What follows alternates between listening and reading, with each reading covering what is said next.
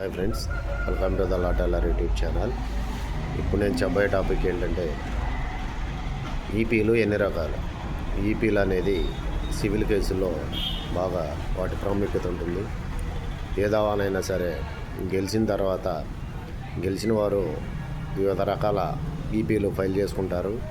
వారు గెలిచిన దానికి వారికి న్యాయం జరగాలంటే ఈపీలు ఫైల్ చేసుకోవాలి.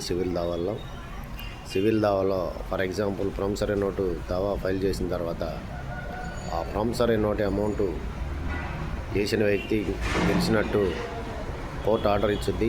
అక్కడికి ఒక పార్టు. ఇక రెండో ఎపిసోడ్ వచ్చేసి ఆ గెలిచిన దావా ఏదైతే ఉంటుందో డిగ్రీ ఏదైతే దాన్ని అమలు చేయమని ఆ డిగ్రీ అమౌంట్ కోర్టు ఎంతైతే డిఫెండెంట్ని ప్లెంటిఫ్ కట్టమని ఆర్డర్ ఇచ్చుద్దో ఆ అమౌంట్ రికవరీ చేసుకోవటానికి ఫైల్ చేసే పిటిషన్లే ఈపీ పిటిషన్లు అంటారు, ఎగ్జిక్యూషన్ పిటిషన్లు అంటారు, అమలు పిటిషన్లు అంటారు. ఇవి 4 రకాల పిటిషన్లు ఉంటాయి ఈపీలో. మోబైల్ ప్రాపర్టీ ఈపీ ఒకటి, ఇమ్మోబైల్ ప్రాపర్టీ ఈపీ ఒకటి, అలాగే శాలరీ అటాచ్మెంట్ ఈపీ ఒకటి. ఈ 3 ఏమీ లేకపోతే అరెస్ట్ ఈపీ వేస్తారు ఫ్రెండ్స్.